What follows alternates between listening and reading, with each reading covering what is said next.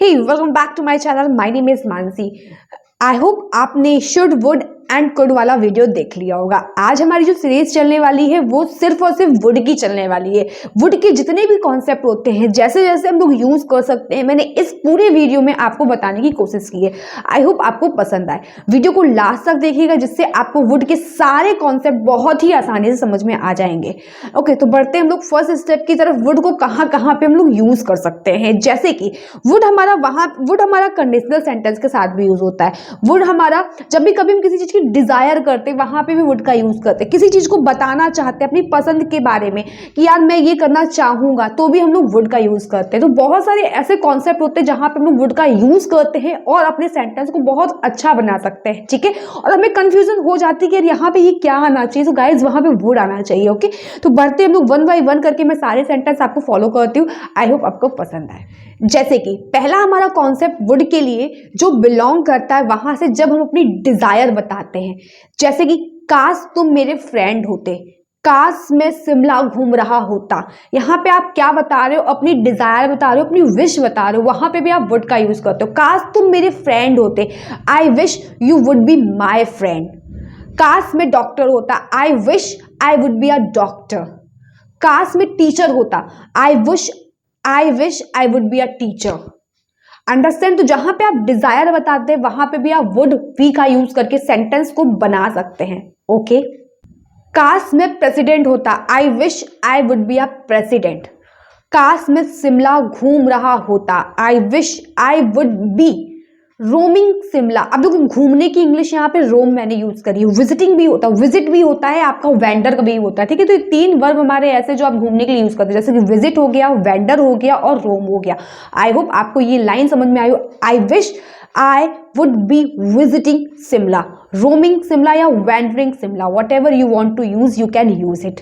पढ़ते हम लोग सेकेंड स्टेप की तरफ। वीडियो को मैं बहुत ज्यादा घसीटूंगी नहीं, बस आपको कॉन्सेप्ट समझ में आ जाना चाहिए कि क्या मतलब है, कहाँ पे इंटेंशन है, कहाँ पे किस इंटेंशन से वुड का एंड वुड बी का यूज हो रहा है। बढ़ते हम लोग नेक्स्ट एंड सेकेंड टॉपिक की तरफ, जहां पे हम लोग वुड लगा सकते हैं। जैसे कि जब भी कभी आपको संभावना लगे, फ्यूचर, अगर आपको किसी का फ्यूचर बताना कि यार वो आएगा, ही विल कम। ठीक है, वो आएगा, ही विल कम, ये आपका क्या है? फ्यूचर इंडेफिनिट है। बट अगर मैं कहूं शायद वो आएगा, यहां पे आपको किसी की पॉसिबिलिटी है किसी के आने की, बट श्योरिटी नहीं है। जब श्योरिटी हो तो विल लगाते हो, जब पॉसिबिलिटी हमें किसी चीज के होने की हो जाती है तो हम लोग वहां पे वुड का, मतलब कि शायद वो आएगा, तो शायद वो आएगा, he would come. Okay, he would come, like that, he would come, he would come. इस तरीके से आप सेंटेंस को बना, शायद वो आएगा, he would come. It's not possible, okay, it's not sure. जब कभी श्योरिटी होती है तो हम विल लगाते हैं, और श्योरिटी नहीं है तो वुड का यूज करते हैं। आई होप आपको ये भी कॉन्सेप्ट समझ में आया हो। एक और एग्जांपल ले लेते हैं। यार ये जो एरिया है ना, शायद उस साइड होगा। अब मैंने क्या, ये जो एरिया है शायद उस साइड होगा, तो आप श्योर नहीं हो तो क्या बोलोगे? दैट एरिया या this area would be that side. This area would be that side. जो ये एरिया है वो उस साइड होगा, this area would be that side. शायद वो जाएगा, ही वुड बी गो। शायद वो जाएगा, he would go, he would go. Okay, बढ़ते हम लोग थर्ड वुड के कॉन्सेप्ट की तरफ। कहां पे हम लोग और वुड लगा सकते हैं? थर्ड हमारा जो कॉन्सेप्ट है वुड का, वहां पे वुड हम लोग इस तरीके से यूज करें। जब भी कभी हम सेंटेंस बोलते हैं ना, वो यार झूठ बोलने की बजाय मरना पसंद करेगी, वो ईमानदारी से रहना पसंद करेगी बजाय चोरी करने से अच्छा। ठीक है, जब भी कभी हम इस टाइप के सेंटेंस बोलते हैं ना, यार मैं मूवी देखने से अच्छा तो पढ़ लूं, ओके, मैं ताजमहल घूमने से अच्छा तो यहाँ पे बैठ के मूवी देख लूं, तो अच्छा तो या बजाय, यहाँ पे भी हम लोग यूज करते हैं वुड का। और वुड के साथ में एक वर्ड और आता है जिसको बोलते हैं रेदर, वुड रेदर। और रेदर हमेशा अपने साथ देन लेके आता है। ठीक है, वुड रेदर देन। तो जब भी कभी आपके दो सेंटेंस यूज हो रहे कि यार ये करने से अच्छा तो मैं ये कर लूं, तो वुड रेदर देन से आप सेंटेंस को अपना बनाएंगे। आई होप आपको ये कॉन्सेप्ट समझ में आएगा। कैसे होगा? पहले आपका अगर सब्जेक्ट के बगल में वुड रेदर आ जाएगा, फिर आपका जो भी आप वर्ब यूज करने वाले हो कि इसकी बजाय, वो वर्ब आ जाएगी, देन आपका देन आ जाएगा और आपका अदर सब्जेक्ट आ जाएगा। ओके, आई होप आपको समझ में आएगा। मेरा झूठ बोलने की बजाय वो मरना पसंद करेगा, झूठ बोलने की बजाय वो मरना पसंद करेगा, तो he would rather die then tell a lie. Clear. He would rather die then tell a लाई, मतलब झूठ बोलने की बजाय वो मरना पसंद करेगा। ठीक है। मूवी देखने की बजाय मैं पढ़ना पसंद करूंगी, मूवी देखने की बजाय मैं पढ़ना पसंद करूंगी।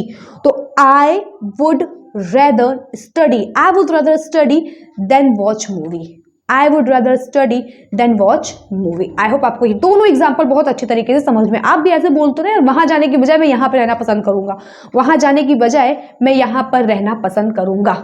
ठीक है। तो I would rather stay here, I would rather stay here than go there. Okay, I hope आपको समझ में आया हो। बढ़ते हम लोग फोर्थ कॉन्सेप्ट की तरफ, जहां पे हम लोग वुड का यूज कर सकते हैं। फोर्थ पोजीशन हम लोग वहां पे वर्ड की यूज करते हैं जहां पे हमें इमेजिनेशन व्यक्त करनी होती है। जब हम इमेजिनेशन में बात कर रहे तो काश में पीएम होती, काश में ये होती, ठीक है, अगर मैं ये होती, अगर मैं वो होती, अगर मैं डॉक्टर होती, अगर मैं वकील होती। तो जब भी कभी आप इमेजिनेशन बता रहे होते हो, अपनी बता रहे होते हो, यार काश अगर मैं तुम्हारी जगह होता ना तो ये कर देता, अगर मैं वहां पर होता ना तो ऐसा होने ही नहीं देता। जब भी कभी आप इमेजिनेशन बता रहे होते हो तो वहां पे हम लोग हमेशा वुड का यूज करते हैं। ओके, जैसे कि अगर मैं प्रधानमंत्री होती, अब इधर ये ध्यान रखिएगा जहां पे भी आप अगर यूज करते हो, जहां पे भी आप हेल्पिंग वर्ब यूज कर, जहां पे भी आप इमेजिनेशन यूज करते हो, वहां पे हमेशा जो हमारी हेल्पिंग वर्ब होती है वो वर आती है। आपका सब्जेक्ट अगर सिंगुलर है या प्लूरल है वो मैटर नहीं करता, मैटर ये करता है कि आप इमेजिनेशन करो। तो according to imagination you always take the helping verb were. He I, you I, you always take helping verb. जैसे कि काश मैं या अगर मैं प्रधानमंत्री होती, आई वर। ओके, अगर वह प्रधानमंत्री होता, if he were. Okay, if I were, if he were, if you वर, इन सारी चीजों के साथ हम लोग क्या लगाते हैं, वर लगाते हैं।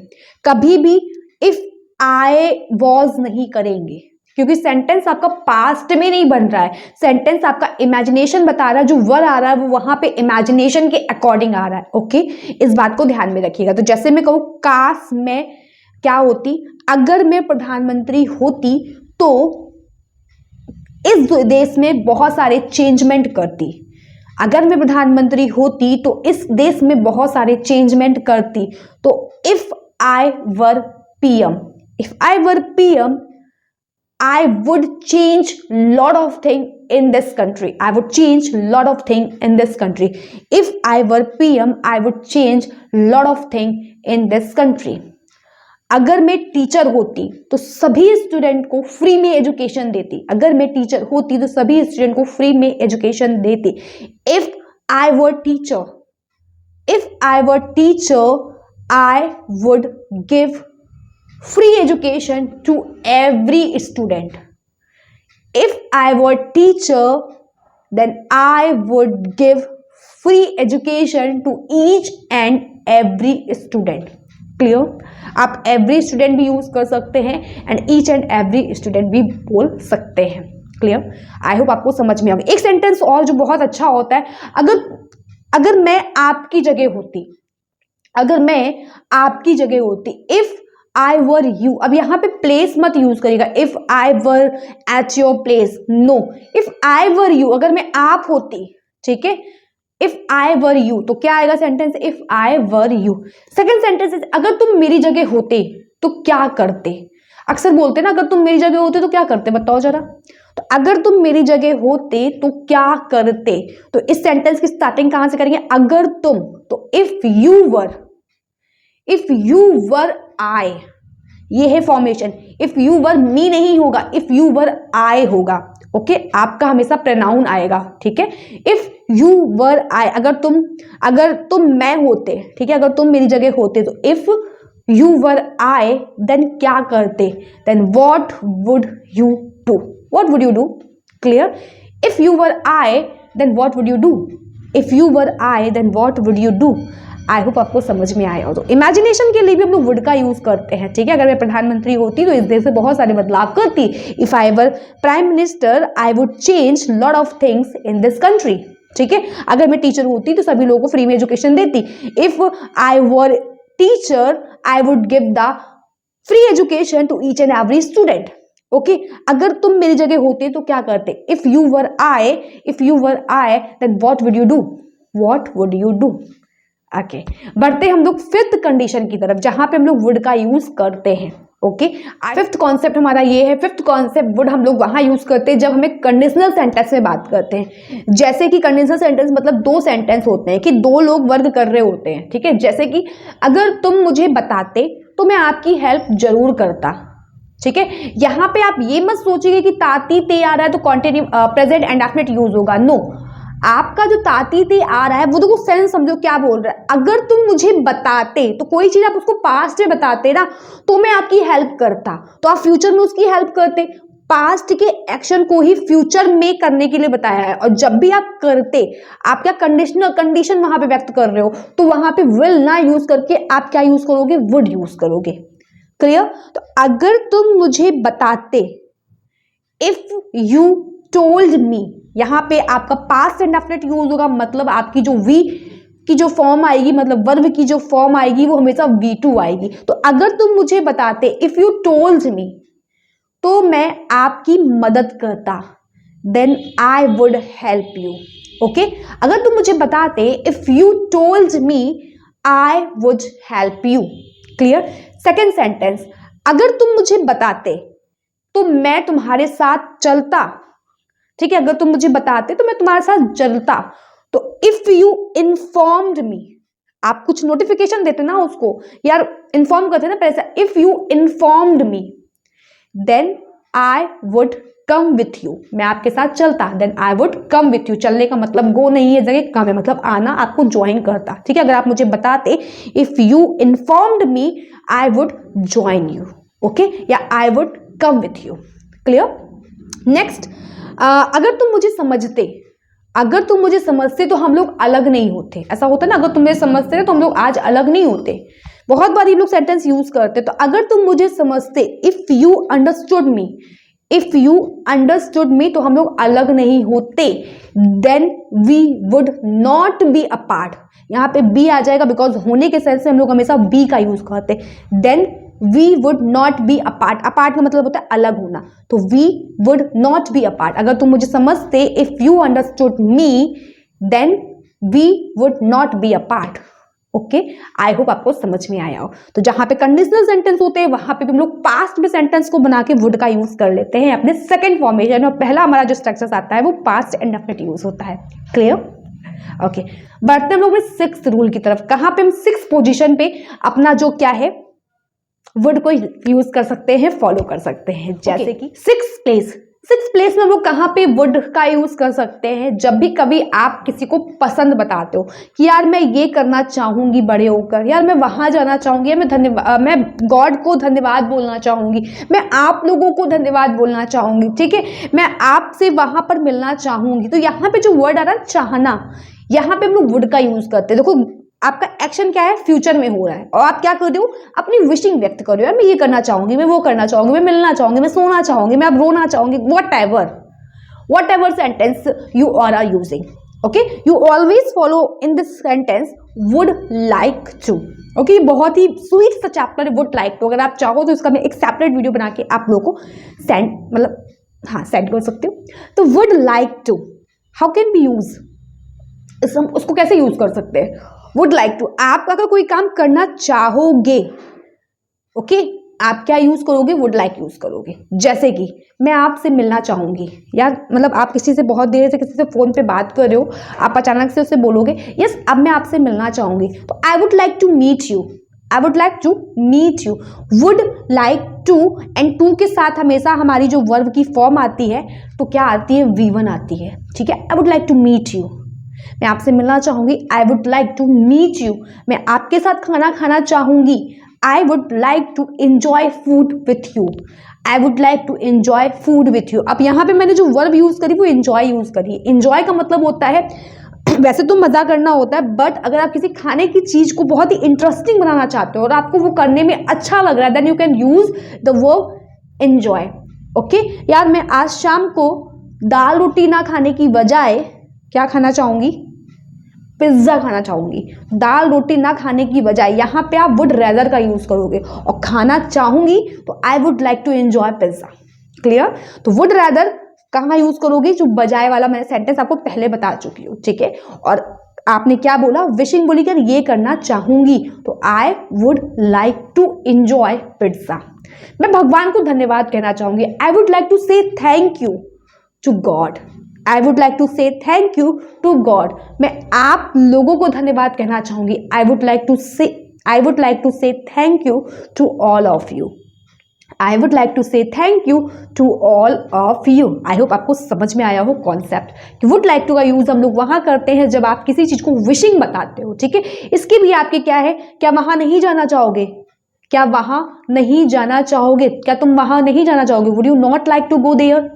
तो ये क्वेश्चन मार्क एंड नेगेटिव का जो अलग से वीडियो होगा वहां पे हम लोग बता सकते हैं इसके बारे में पूरी डिटेल पे। अभी आप सिर्फ इतना ध्यान रखिए, अगर वुड लाइक टू कहीं पे लगा है तो ये वुड का कॉन्सेप्ट फॉलो हो रहा है और आप अपनी पसंद बता रहे हो, ठीक है। मैं यार फोन चलाना चाहूंगी, I would like to use phone, ठीक है। मैं उससे नहीं मिलना चाहूंगी, I would not like to meet him या हर। ओके, आई होप आपको समझ में। अब बढ़ते हैं हम लोग अपने वुड के 7th कॉन्सेप्ट की तरफ, कहाँ पे हम लोग वुड का यूज कर सकते हैं। मैंने बहुत ही सिंपल लैंग्वेज में आपको यहाँ पे समझाने की कोशिश करी। आई होप आप इस वीडियो को एंजॉय कर रहे हो।